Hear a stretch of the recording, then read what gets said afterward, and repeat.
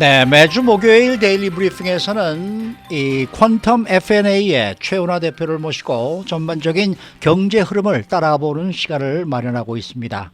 전화에 최 대표 연결되어 있습니다. 안녕하십니까? 안녕하십니까? 연방법무부 반독점 부서 수장에 구글의 저격수로 유명한 조나선 켄터가 지명이 됐습니다. 이미 아마존 저격수라고 불리우는 리나칸 연방거래위원회 위원장을 임명한 뒤에 또다시 반테크 인사를 지명한 것으로 조 바이든 행정부는 구글과 아마존 등 현실에서 가장 강한 영향력을 끼치고 있는 빅테크 기업들 견제에 나서고 있는데 이 기업들의 활동이 위축될 가능성이 있겠습니까? 정부 차원에서 이제 이런 역할을 하고 이런 쪽의 방향을 나가면은 당연히 이제 위축이 될 수밖에 없다고 봅니다. 네. 이들의 지금 그다음에 그다음에 켄터 이 세 분의 로 상징되는 이제 민주당의 공격은 결국은 현실적으로는 지금 빅테크 기업들이 가지고 있는 여러 자회사들을 쪼개는 형태와 네. 그다음에 앞으로 또 다른 또 신생 기업들, 신성 좋은 기술을 가진 기업들을 살려고 할 때 합병에 대한 심사 기준 강화가 이제 이 두 가지 면에서 나타날 텐데요. 쪼개는 것은 이미 합병을 마친 전에 사들였던 기업들을 이제 다시 스핀오프를 해라 이제 이런 얘기가 될 것인데. 네.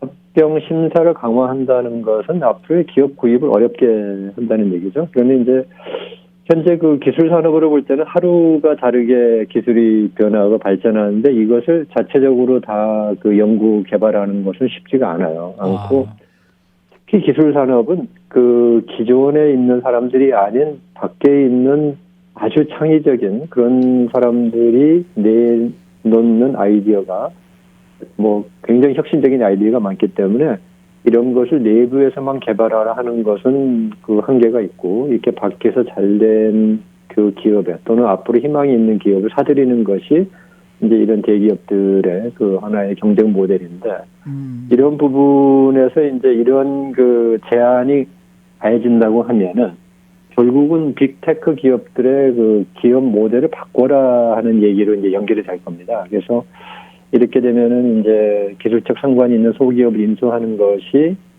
상당히 어려워지고 이 제약이 생기면은 이제 현재 FTC 연방 공정거래위원회죠. 그리고 거래위원회하고 그다음에 여기에 덧붙여서 이제 연방 법무부 DOJ가 이제 합동으로 공격을 할 텐데요. 그렇게 되면은 이제 당장은 이들 빅테크 기업들의 성장 모델에서는 위축이 생길 거라고 봐야 될 겁니다. 그런데 저희들이 보기에는 이 법적으로 사회 현상을 통제하는 것은 언제나 시간이 가면은 법이 밀려납니다. 그러니까 사회의 대세의 흐름을 법으로 막는다는 것이 그만큼 어렵다는 거죠. 그래서 중장기적으로 보면 다시 다른 형태로 이 대기업들의 기업 모델이 나타나면서 지금의 성장 동력을 다시 찾아가기는 할 텐데 당장에는 위축이 되고 좀 악재라고 할 수 있는 그런 상황이다 이렇게 평가를 할 수 있습니다. 네. 자, 조 바이든 대통령이 백신 접종이 좀 저조한 거가 페이스북에 탓도 있다 이렇게 비난을 했었고요. 또 엘리자베스 워런 의원도 빅테크 기업들이 독점으로 시장을 어지럽히고 있다라면서 예전처럼 분할돼야 한다 이렇게 비난을 했는데 자 이렇게 빅테크 기업을 대상으로 하는 조 바이든 행정부의 강경한 입장이 미국 경제에 과연 어떤 영향을 미칠까요? 네, 이 질문은 사실 경제학에서도 참 어려운 부분이에요. 네. 그러니까 무슨 얘기냐면 독점을 많은 분들이 나쁘다고 생각하시거든요. 네. 그리고 거기에는 독점이 나쁘다라고 주장하는 이론의 교육을 많이 받아서 그런 부분이 상당히 있어요. 그런데 이제 독점은 왜 생기느냐 이런 부분을 저희가 좀 근본적인 질문을 좀 해볼 필요가 있는데 자본주의 체제는 사유재산의 보호와 자유시장이라고 하는 이제 이런 전제가 있는데 이 부분은 태생적으로 독점을 만들어내기가 쉬워요. 네. 그러니까 옛날에 우리 봉건주의 시대나 우리 조선사회만 하더라도 누가 독점을 일으킨다고 하면은 그걸 가만히 놔두질 않죠. 그냥 뭐 이렇게 잡아가거나 또는 못하게 하거나, 이제 봉건사회 같은 경우는 이제 봉건 영주가 그 공급을 다 조정을 하기 때문에 그런 그 독점 현상이 없는데, 자유시장 체제와 사유재산의 보호가 이루어지면은 가장 강한 자는 더 강해질 수밖에 없는 거잖아요. 그렇죠. 그러면 이제 기업을 하시는 분들 입장에서는 독점만큼 좋은 게 없거든요. 독점을 할수록 본인들이 좀 시장 점유율도 올라가고 시장에서의 그 이익도도 올라가고, 이제 이러한 그 유혹이 대단하죠. 그러니까 두 가지 면에서 독점은 자본주의의 파생적인 상품이에요. 뭐냐면 한 가지는 독점을 할수록 유리하다 하는 거고, 두 번째는 독점을 하기가 좋은 여건이다. 이제 이 두 가지가 겹치기 때문에 자본주의는 언제나 독점이 생기고, 그러다 보니까 이제 자본주의 초기에 나왔던 게 정부가 이 부분을 규제해주지 않으면은 이 독점이 아주 상당히 사회에 폐해가 될 것이라는 건데, 그러면 저희들이 질문 드리는 게 이거죠. 독점으로 누가 피해를 보느냐는 얘기죠. 그러면 이제 독점이 나쁘다라고 우리가 인식한다는 것은 독점으로 인해서 소비자가 피해를 본다는 것으로 연결이 돼야 됩니다. 네.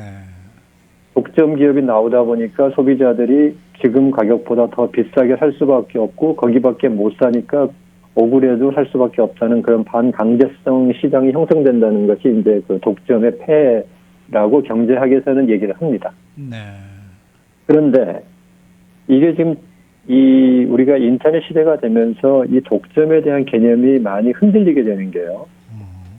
아마존이 등장한 이후에 우리 소비자들 중에 아마존 때문에 기분 나쁘다고 하시는 분들이 거의 없어요. 아마존 때문에 훨씬 더 가격을 싸게 사고 더 손쉽게 사고 이렇게 되지 않았습니까? 편하죠, 편하긴. 편하고. 네. 네. 하지만 그다음에 중소기업들, 중소상인들이 힘들어하잖아요. 네, 지금 그 포인트로 이제 넘어갈 건데. 네. 그러니까 그동안의 그 반독점이라고 하는 정서의 기본이 뭐였냐면은 소비자 보호였었어요. 그런데 지금은 바로 우리 지금 이현주 진행자님께서 바로 그냥 들어오신 질문처럼 그 소기업주들에게 불리하다라는 것이 이제 그 또 다른 명제로 나타나는 건데요. 네, 한국 같은 경우에는 왜 대기업이 그 골목 네, 상권까지 장악했다 막 한다는 이래가지고 거죠? 네, 논란이 되고 있잖아요. 그렇죠. 그러면 네. 여기서 아주 굉장히 어려운 그 어떤 사회 이슈가 생깁니다. 네. 소비자들이 가격을 더 내고 불편하더라도 골목 상권을 보호하는 게 맞느냐? 아니면 대기업이 골목 상권을 차지함으로써 소비자들은 더 좋고 더 싼 물건을 살 수 있으면 그게 더 낫냐 하는 그런 아주 어려운 질문이 생기는 거예요. 네. 근데 이게 그동안의 전통시장에서는 답이 좀 분명했었어요. 이 독점력을 갖고 있는 기업들이 시장 점유율을 올리면서 소비자들에게도 불이익을 가져오는 사례가 굉장히 많았었고, 또 그런 것 때문에 독점을 했는데, 지금 인터넷 시대에 이 빅테크 기업들이 가고 있는 방향은 뭐냐면 점점 더 싸지거든요. 더 편해지고. 네. 근데 그런 것을 예를 들어서 저희가 구글 서치를 한다 그럴 때 구글 서치를 하기 위해서 구글에 들어갔더니 바로 구글 서치가 나오는데, 그게 구글에서 그렇게 하지 말고 거기에 어느 서치 엔진을 찾을 건가를 니네가 다 제시를 해서 소비자에게 찾게 만들어라. 그랬다고 해보셨을 때 우리 진행자 두 분께서도 그게 편리하겠어요? 아니면 그냥 구글 바로 들어가는 게 편리하겠어요? 구글 바로 들어가는 게 편리하죠. 편리하죠. 네. 근데 이제 이 그 진보적 성향에서도 그렇고 심지어는 뭐 공화당도 그런데 이러다 보니까 구글이 독점력을 가지고 막대한 그 권력을 행사한다. 이제 이런 부분인데 네. 이게 지금 아직 확실하게 방향을 못 잡고 있어요. 이 인터넷 시대에는. 네. 그러다 보니까 지금 이 반독점 부분의 문제가 자칫 잘못하면 소비자들이 조금 더 어렵더라도 이러한 회사들이 쪼개지고 각자 경쟁을 하게 해줘서 소비자의 선택을 늘리는 것이 더 좋다라는 그 논리가 될 수 있거든요. 네. 그러면은 과연 그게 우리가 원하는 거냐? 예를 들어서 동네에 월마트가 들어오면은 그 동네 사람들은 좋아하느냐 싫어하느냐 얘기예요. 월마트가 들어오면 그 동네 소상인 그 소매 업체분들은 굉장히 힘들어지죠. 그렇죠. 그런데 그 소비자들이 그렇다고 그러면 월마트가 들어옴에도 불구하고 우리는 우리 동네의 소매 업체를 보호하려고 거기 가시냐 이거예요. 근데 과거에는 월마트가 들어오면은 더 비싸진다는 그런 공식이 있었기 때문에 그건 막아야 된다는 것이 상당히 설득력이 있었죠. 근데 지금은 월마트가 들어오면 더 싸지거든요. 그래서 지금 이 반독점 부분이 상당히 어려운, 경제학계에서는 굉장히 어려운 부분이에요. 이 테크 산업으로 넘어오면서부터는. 그렇기 때문에 지금 이제 좀 정리를 해드리면, 반독점으로 지금 빅테크 기업들을 규제하겠다, 합병을 막겠다, 뭐 이런 식으로 나오면은 우리 소비자들이 일이 좀 많아집니다. 네. 뭐 설치할 때도 들어가서 찾아야 되고요. 그 다음에 이제 전화 애and로이드 폰 같은 거 쓸 때도 또 여러 가지 기능을 우리가 다 찾아서 가야 되고, 이제 이러한 일이 생길 수 있고, 아마존이 다 만약에 깨진다, 여기 쪼개진다, 그러면 그것도 하는데, 지금 아마존 같은 경우는 제일 문제되는 게 뭐냐면 자기들에게 들어오는 자기들이 결정권을 쥐고 있는 소싱만 하겠다는 건데, 그렇다고 해서 과연 소비자들이 그것 때문에 가격이 올라가냐면 또 그것도 아니거든요. 그러니까 하여튼 지금 그래서 결론은 이 반독점 부분은 전통적인 개념을 그대로 적용하기 어려운 시점에서 지금 민주당 정권이 되면서 이게 조금 강화되고 있어서 이 소비자 입장과 소상공인 입장과 대기업 입장과 그다음에 기술이라고 하는 특성상의 이 네 가지 부분을 다 봐야만이 답이 나올 수 있는데 아직은 정답이 없다고 저는 봐요. 그러니까 좀 더 두고 봐야 되겠지만 볼 수밖에 없네요. 한번 반독점이 이제 집행이 된 다음부터의 현상이 나오고 그 결과가 연구 결과가 나오면서부터 이게 우리 사회 전체적인 효용성을 위해서는 어느 쪽이 낫다는 그런 결론이 나오지 않을까 보고 있는데 지금은 어쨌든 혼란된 상황입니다. 네. 요즘 또 상당히 지금 일반인들의 우주 여행이 지금 상당히 관심거리가 되고 있어요. 이 제프 베이조스 아마존 창업주가 우주 비행에 성공한 이후에 블루 오리진 이 우주 관광 티켓이 1억 달러치나 판매가 됐다라는 소식이 들어와 있는데, 이러한 그 억만장자들의 우주 여행 경쟁, 이게 현실 경제에 어떤 영향을 미칠까요? 종합적으로 보면 굉장히 긍정적이죠. 긍정적이라는 게 뭐냐면 새로운 산업이 등장하는 거잖아요. 네. 그러면 이제 경제 전체에 기여하게 되는데, 그보다 더 앞으로 큰 기여를 할 부분은 뭐냐면 이런 우주 여행 기술이 이제 민간인들에게까지 확대가 되게 되면은 보통 사람도 탈 수 있는 그 기술을 갖춰야 되거든요. 네. 지금 우주선을 타려면은 보통 체력 가지고 안 되잖아요. 안 네. 되고, 그런데 이것을 보통하려면은 보통 정도의 체력을 가지신 분들이 견딜 수 있을 만큼의 여행 환경을 만들어야 되는데, 이 부분은 지금 현재 우리 항공산업을 크게 발전시킬 수 있는 가능성이 있어요. 지난 한 4, 50년간 한국 가는 비행기 시간이 크게 안 줄잖아요. 그렇죠. 그런데 그런 기술은 있거든요. 2시간 만에 한국을 갈 수 있다, 이런 기술이 있는데, 그걸 못하고 있는 것은 이런 인간이 체력을 감당할 수 있느냐, 이런 부분인데, 이런 이제 우주 항공산업, 우주 여행산업은 이 부분을 해결하지 못하는 한은 상업화될 수가 없습니다. 그래서 이런 이제 4만 PT 이상 올라가는 한계, 그 다음에 초음속으로 갔을 때 나타나는 연료 효율성 문제도 해결해야 되고요. 그 다음에 이제 사람들의 중력 감면 능력도 제약을 헤쳐나가야 되고, 이런 어려움을 극복하다 보면 우리 항공산업 자체까지도 상당히 큰 획기적인 발전을 가져올 수 있는 계기가 된다. 이런 점에서 이제 우주 여행이라고 하는 것은 새로운 산업 자체가 생긴 것만으로도 경제 성장에 큰 도움이 될 거고, 그 다음에 여기에 파생적으로 나타나는 이제 민간 항공 산업에서도 크게 도움이 되지 않을까, 이렇게 보는 점에서는 매우 긍정적으로 보고 있습니다.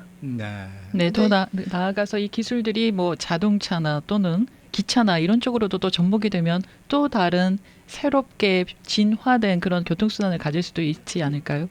그렇죠. 네, 그러니까 그런 게 굉장히 큰 기여할 수 있는 가능성을 보여주고 있습니다. 네. 네. 근데 한국에 2시간 만에 간다. 근데 어떻게 보면 또 한국에 열 몇 시간씩 타고 가면서의 또 이렇게 즐거움도 있지 않습니까? 그러니까 그러면 이제 배를 타고 가시면 됩니다. 네? 그것은 이제 개인의 선택이죠. 이제 선택이 있는 것과 선택이 없는 것의 차이죠. 그럼 선택의 폭이 좀 넓어질 수 있겠네요. 그렇게 될 수 있습니다. 네. 그러니까 늦게 가는 비행기를 타고 가면은 정말 서비스가 기가 막히게 뭔가 다르다라는 그런 게 있다 그러면은 열 몇 시간 타고 가는 것도 괜찮죠. 그렇죠. 네. 그럴 수 있는 거고요. 그렇죠, 그렇죠. 네. 오늘 말씀 잘 들었습니다. 네, 감사합니다. 네, 지금까지 퀀텀 FNA의 최은하 대표 함께했습니다.